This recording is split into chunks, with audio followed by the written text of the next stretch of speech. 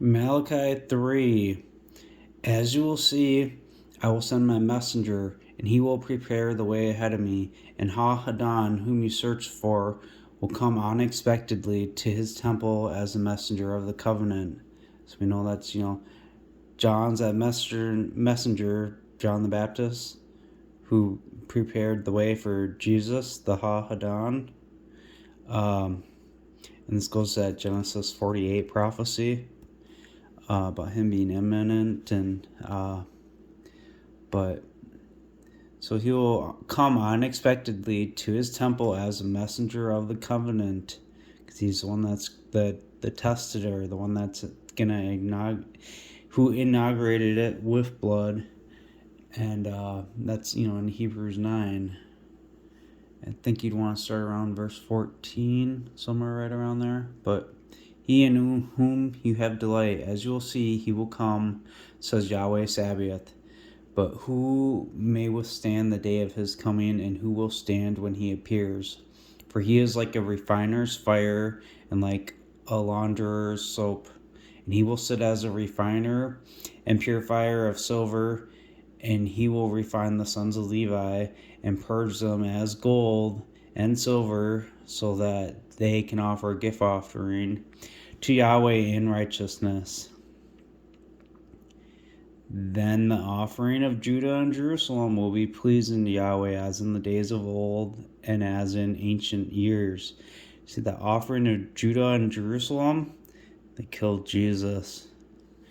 And reading about him being that purifier of silver, Jesus being that, there's a verse in Jeremiah talking about, Judah and them being reprobate silver.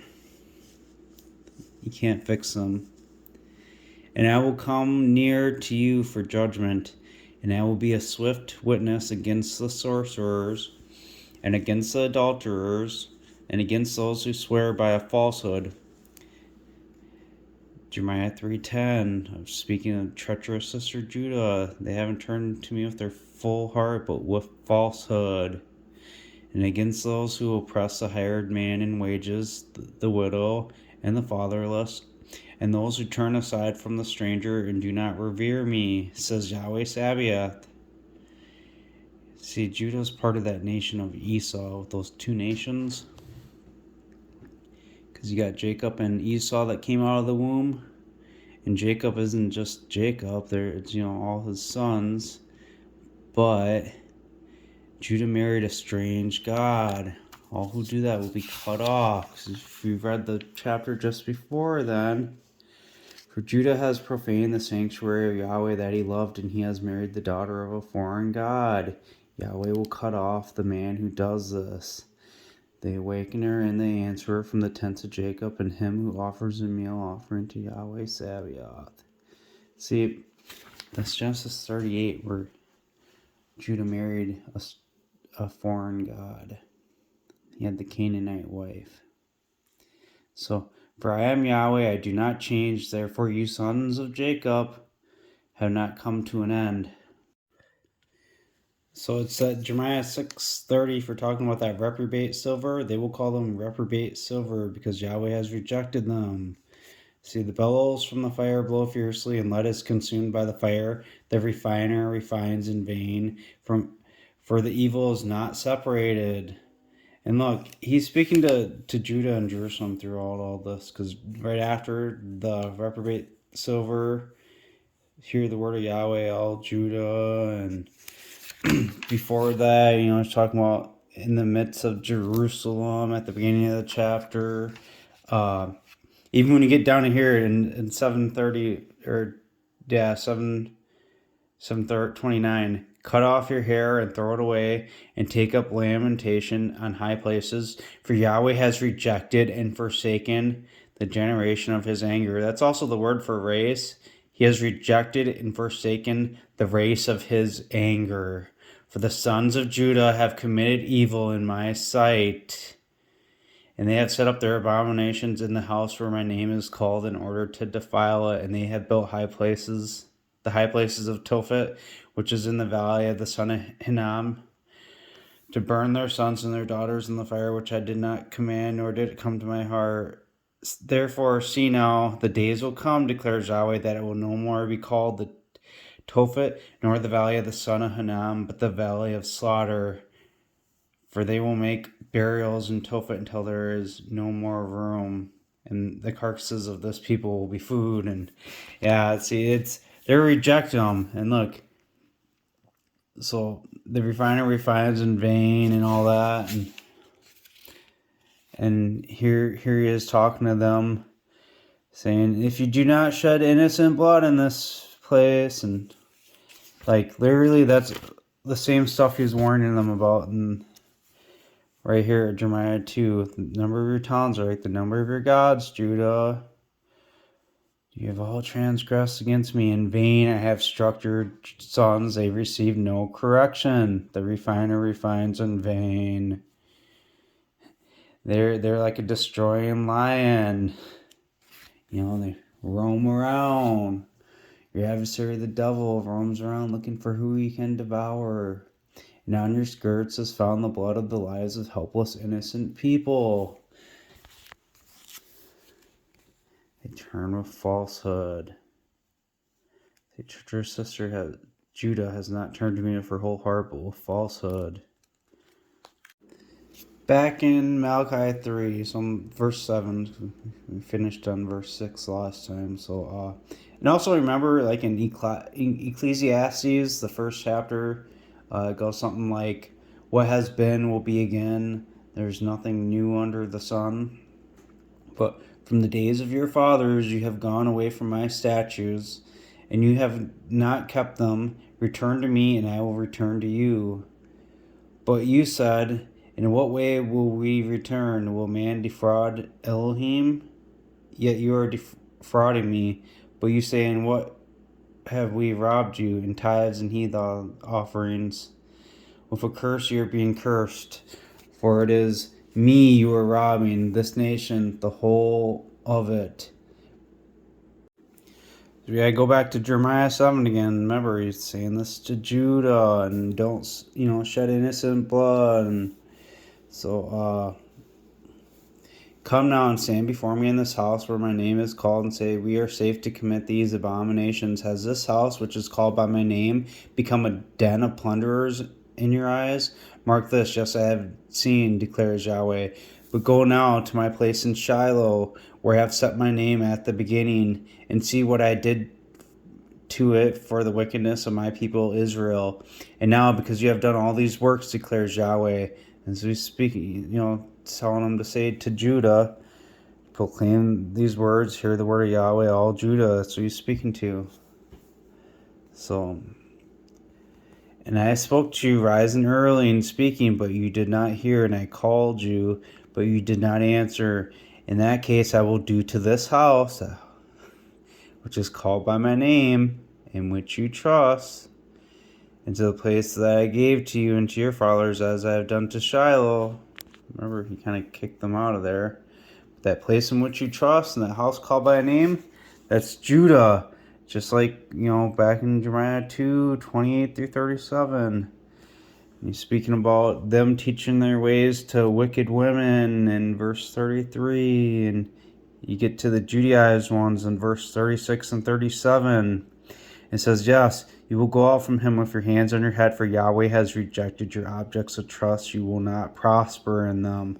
Those objects of trust are Judah. They're the one taking the tithes and all that. But so this house which is called by my name, in which you trust, and to the place that I gave to you and to your fathers, as I've done to Shiloh, I will cast you out of my sight, as I have cast out all of your brothers, the whole seed of Ephraim. See that Shiloh is Ephraim, and that's up in the north, and that's where Bethlehem Ephratah is, where the sons of Joseph lived, and they got kicked out of there. And there was sons of uselessness there, the house of Judah, just as they're in Jerusalem. But Do you not see what they do in the towns of Judah and in the streets of Jerusalem? But yeah, right here. So do not pray for this people. And speaking of Judah, you see how Judah caused Ephraim to sin? They set up their high places, and they were up in Shiloh too. They did the same thing up there as they did in Judah and Jerusalem.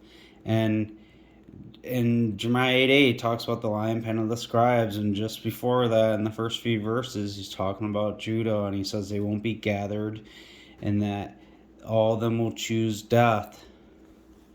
And look, here's a lie right here, because all the evil of the sons of Israel and the sons of Judah that have carried out to provoke me to anger, it's actually the sons of Ephraim. Ephraim was the king there. The kings were of Ephraim. And you'll see how it's a lie too, because watch. Jeremiah is not like a stupid writer. And they and their kings and their rulers and their priests and their prophets and the men of Judah and the inhabitants of Jerusalem. Why would you have to say the men of Judah and inhabitants of Jerusalem if you already mentioned sons of Israel and the sons of Judah? It's because the lying pen of the scribes has changed the word of God into a lie. It's the sons of Ephraim. There's a distinction there. It's the men of Judah, and you'll see in context too. So, the men of Judah and the inhabitants of Jerusalem, and they have turned their back to me and not their face. Like, and they turn to me, but not with their whole heart, but with falsehood. And although I taught them, rising early and teaching them, yet they did not listen nor receive instruction. Remember, there's other verses about sending men to Judah and Jerusalem daily, and they slayed them and whatnot. But they have set their abominations in my house, where my name is called, in order to defile it. And they built the high places of Baal in the valley of the son of Hinnom. See that? The name where his house where his name is called? Go to my place in Shiloh where I set my name in the beginning. So the stuff that they did where they built the high places of Baal in the valley of the son of Hinnom to cause their sons and their daughters to pass through the fire to Moloch. And they did that up in Shiloh too, up where the sons of Joseph lived. Judah was those sons of uselessness. Now, if I remember right, I believe this Moloch, it's in like Leviticus 18, and that whole part of Leviticus 18, it's talking about different sexual sins. So, that Moloch, it could just be a different word for different people, but still studying that. So, and it's not my main topic today. So, which I did not command them, nor did it come to my mind that they should carry out this abomination to cause Judah to sin. No, to cause Ephraim to sin. Where his house is called, from that Shiloh in the beginning, that's in the north. Those are the sons that are told to submit in chapter 3. Not treacherous sister Judah. So, and now, therefore, Yahweh says this, Elohim of Israel, concerning this city, of which you say will be delivered into the hand of the king of Babylon by the sword and by famine and by pestilence. As you'll see, I will gather them out of all the countries where I have driven them in my anger and my fury and in immense anger, and I will bring them back to this place to settle down. And they will be my people, and I will be their Elohim. So think in the place where it was said to him, you're not my people. It will be said to him, you are sons of the living God. It says in Isaiah 7 about Ephraim not being a people. And now here they want you to think that Judah is telling them that they'll be a people and that they're going to be gathered. Really? That place where his name is called is going up to Shiloh. That's in the north. Look, chapter 8. Bring out the bones of the kings of Judah, and their bones, and inhabitants of Jerusalem. And look, They will neither be gathered nor buried. They will be as dung on the face of the earth, and death will be chosen rather than life by all the rest of those who remain of this evil family, who remain in all the places where I have driven them. But yet we hear all the people in those covenants, which, if you correctly understand Jeremiah 32 and you correct the lies, it's the sons of Israel and the sons of Ephraim. And it's Ephraim that was caused to sin because of Judah. They're going to be gathered and be called the sons of God. Because look, how can you say we are wise and the law of Yahweh is with us? Look, the lion pen of the scribes has certainly worked deceit. Isaiah 7:8. Yet within 65 years, Ephraim will be shattered so that it will no longer be a people. Hosea 1:10. So it will come to pass in the place where it was said to them, you are Lo Amni, that's you are not my people. It will be said to them, you are sons of the living God, Choel, living God. Then the sons of Judah and the sons of Israel will be gathered together. No, it's the sons of Ephraim and the sons of Israel will be gathered. It was said to Ephraim. And Ephraim in them, and where the house was called in Shiloh, that was that territory of Ephraim in them, and they were kings over the north, over Israel. The sons of Ephraim are also the sons of Israel. Judah is not going to be gathered. It tells you they won't be gathered. You got to discern that these are the lies. So the place where it was said to them, you're not my people, like we read that they wouldn't be a people to Ephraim, they will be sons of the living God. Look, he calls Ephraim to sin, if you understand the lion pen of the scribes. So, and they're going to be gathered. I will gather them out of all the countries where I had driven them, and they will be my people, and I will be their Elohim. Back in Malachi 3 now, so bring the whole tithe into the storehouse, in verse 10, so that there might be food in my house. And test me now with this, says Yahweh Sabaoth, if I will not open for you the casements of the skies and pour out for you a blessing so that there will not be room for it.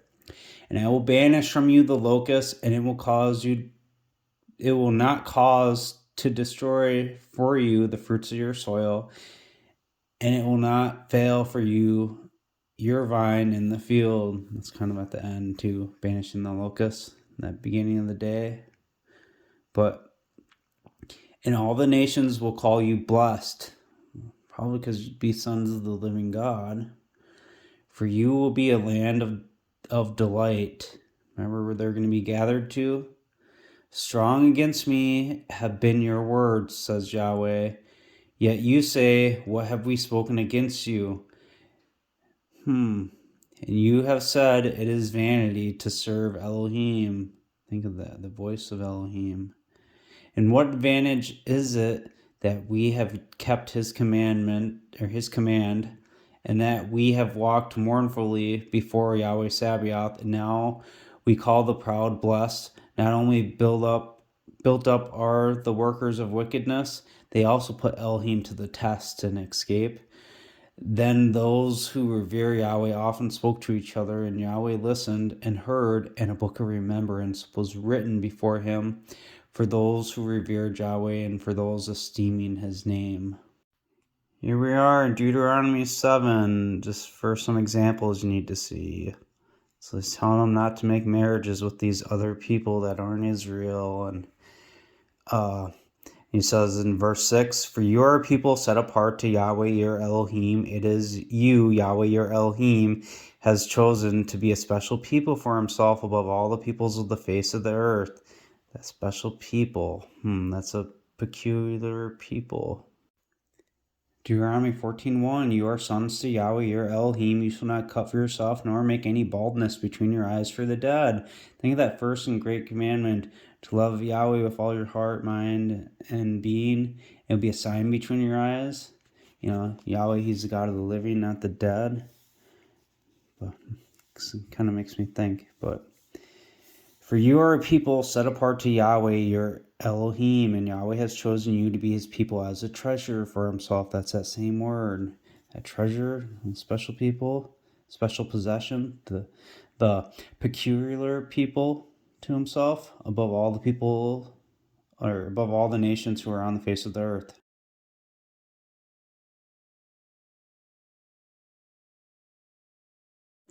Deuteronomy 26, so keeping those commandments here.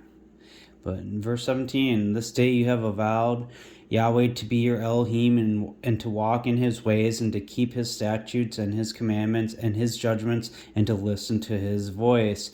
Kind of like we've seen in Malachi 3:16 with the revering Yahweh and esteeming his name. And you think when you're listening to his voice at the time in Deuteronomy and all that in Exodus, his voice was Moses. Also, this day Yahweh has avowed to you to be his treasured people. There we go, that same word again. As he has promised you, and to keep all his commandments, and to make you high above all nations. And it's part of those blessings in Deuteronomy 28 when they listen, but there's curses when you don't.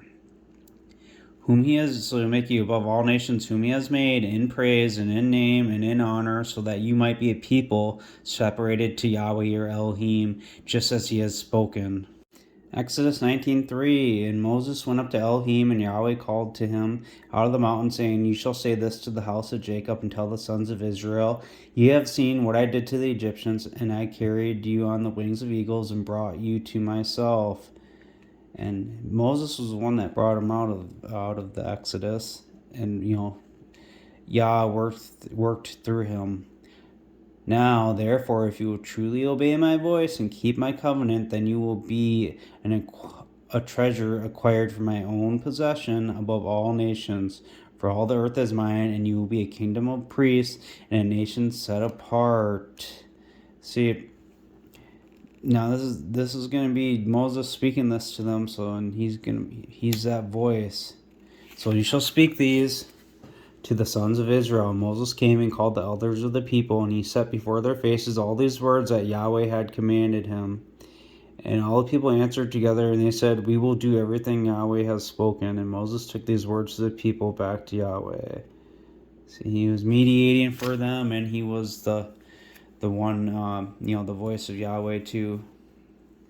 So look at this, that special possession being the kingdom of priests. And we know that's, if you're obeying the voice.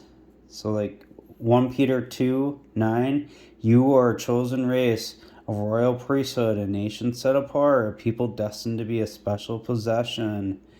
That's that same word, you could put the peculiar people.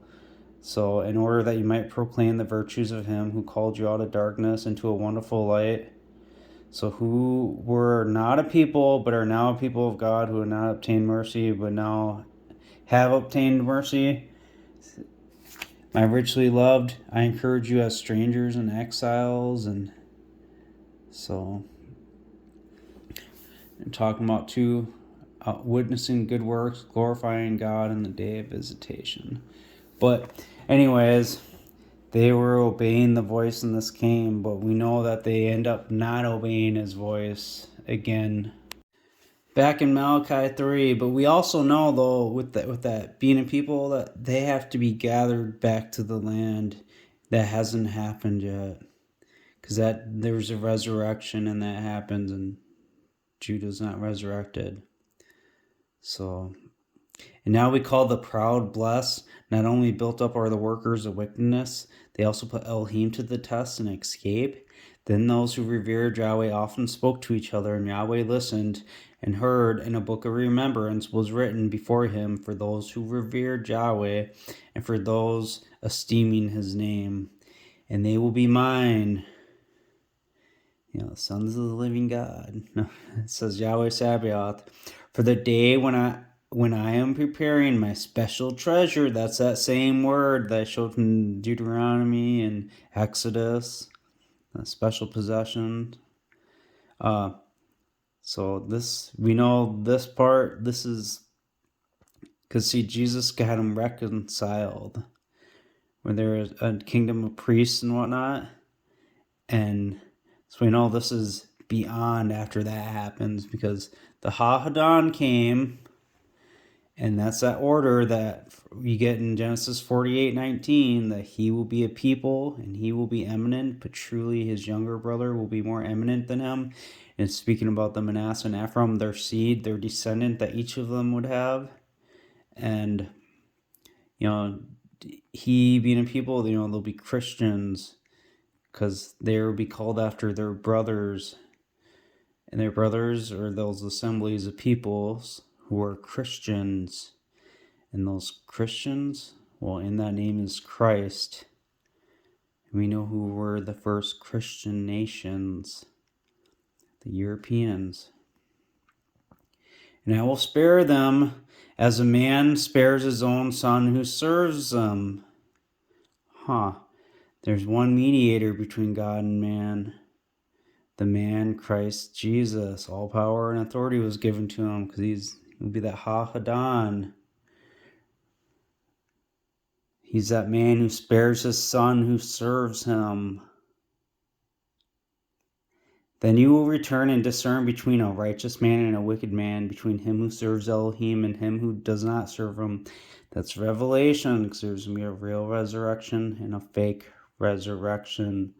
For as you will see, the day is coming that will burn like an oven, and all the proud just, those drunkards of Ephraim, with the crown of pride, and all those who commit lawlessness will be stubble, and in that day coming will burn up, that is coming will burn them up, says Yahweh Sabaoth, so that it will leave them neither root nor branch, but you will revere my name. The Son of Righteousness will rise with healing in his wings, and you will go out and leap for joy like a calves out of the stall. And you will tread down the lawless, for they will be ashes under the soles of your feet in the day I am preparing. Remember, Jesus was to build a house. Remember the law of my servant Moses, that I commanded him in Horeb for all of Israel, and statutes of judgments. So you'll be a special possession if you listen to his voice. As you will see, I will send you the prophet Elijah before the coming of the awesome and terrifying day of Yahweh, and he will turn the heart of the fathers to the sons, and the heart of the sons to their fathers, in case I come and strike the land with a curse. See, the Pharisees didn't like Jesus' teachings in Luke 20:20. And having taken careful watch, they sent out secret agents, feigning themselves to be righteous, in order that they might seize him on his remarks, with a view to informing on him to the administration and the authority of the president. They sent spies. But anyways, verse 41, and he said to them, how do they proclaim the Christ to be the son of David, seeing that David himself says in the scrolls of the Psalms, the Lord said to my Lord, sit at my right hand until I make your enemies a footstool for your feet. David therefore calls him Lord, and how is he his son? Because look, speaking to David in 2 Samuel 7:12, I will establish for you your seed who will proceed out of your loins, and I will establish his kingdom. He will build a house for my name, and I will establish the throne of his kingdom throughout the eon. There's two kingdoms. The first one comes out, Jesus. Jesus builds the house. The house he builds will be the throne that gets established. So Jesus mentions how David said, the Lord said to my Lord. So David calls him Lord. How is he his son? Well, we know that the Christ would come out of David's loins, and he said, that the Christ, when the Pharisees said the Christ would be the son of David, so when he said, my Lord, he was speaking to his son. So how is the Lord? How would they say that he's David's son?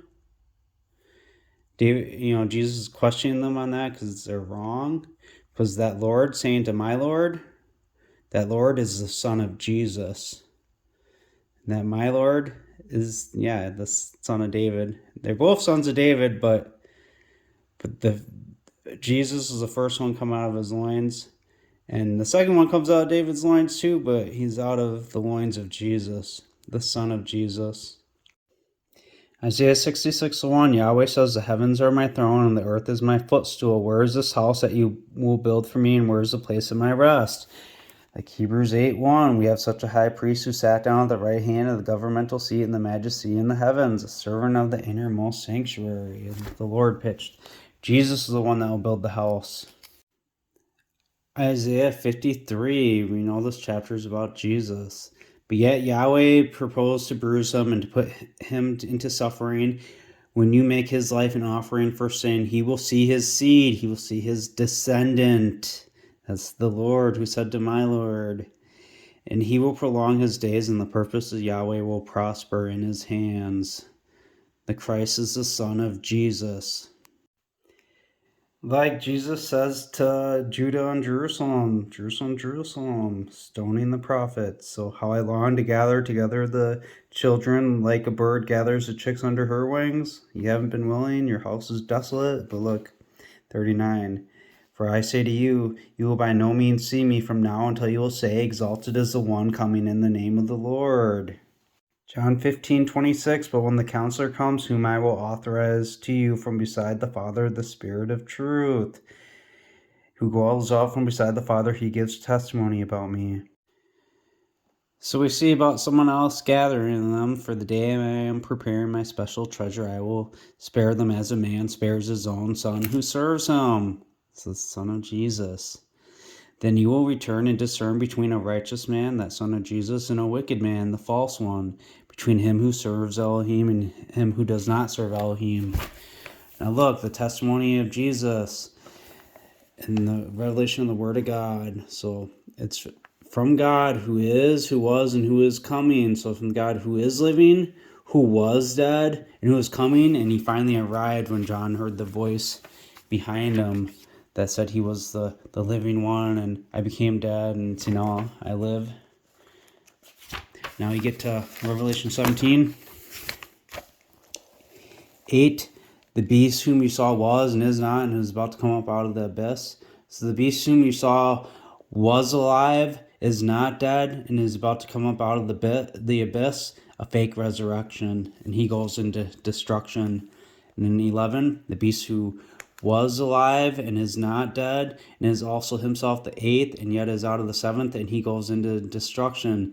See, 2 Thessalonians 2:8, the Lord will destroy him at his coming. Looking down, he kind of looked up. I saw, and I was like, that's, I knew it was Jesus inside of me. Everything inside me told me it was. I mean,